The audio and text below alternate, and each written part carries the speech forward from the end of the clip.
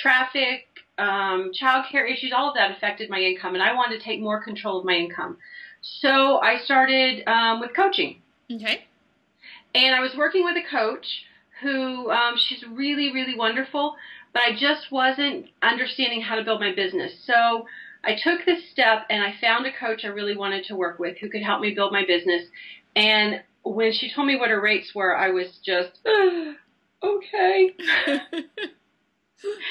So I took the leap of faith and I worked with her for 2 years and really learned how to build a business.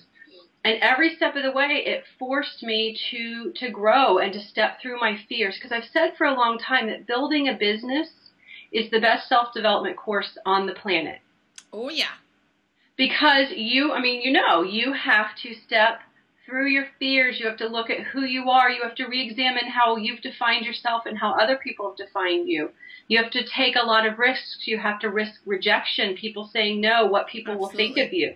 Absolutely. All of that.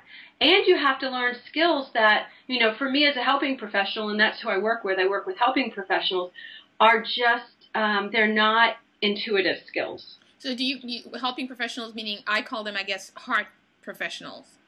Yes. I mean, the people that I work with are people who are, who have an advanced degree training in helping professions or have been through a certification program, acupuncturists, naturopaths, therapists. Yes. Those, yes. And you were saying that working with these experts. What I was saying is that when you're a helping professional, it's just not the marketing and the business and the sales and all of those skills. They just don't come naturally. So it really brings up a lot of fears, learning how to market and learning how to ask people to do business with you and sales conversations. All of that brings up so much stuff that you have to look at and move through. So if you can maybe touch upon that, because we've already heard you talk about fear a couple of times, and I think it's a huge factor that holds a lot of people back. How did you manage fear? Because you're going into a whole field that's unknown to you. Right. Well, I mean, I have a lot of tools. In my 20 years as a therapist, I learned a lot of tools to manage fear.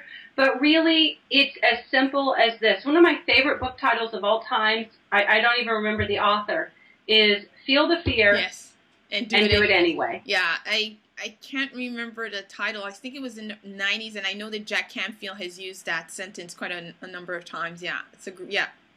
Yes, and so you acknowledge the fear, you see it for what it is, but the thing is that what people do is when you step out of your comfort zone, because to build a business, you have to step out of your comfort zone. You will not ever build a business within your comfort zone, or at least build a business that is thriving and successful.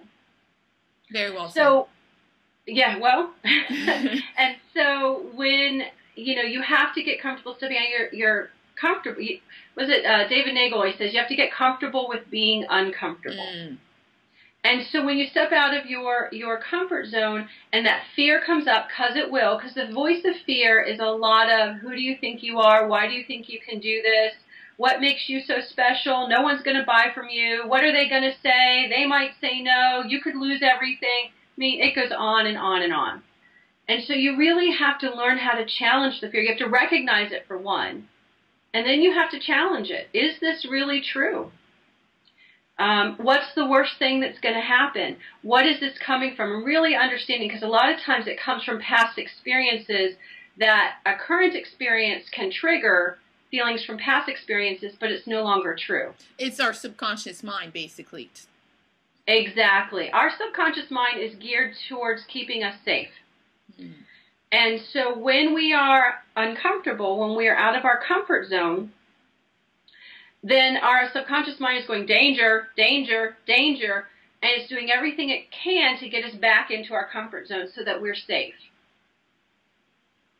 So that's interesting because I'm not sure if a lot of people are necessarily aware of that. And interestingly enough, the number of negative sentences that you described earlier are things that are often going on in our mind, but we don't necessarily realize it and we're not aware of it.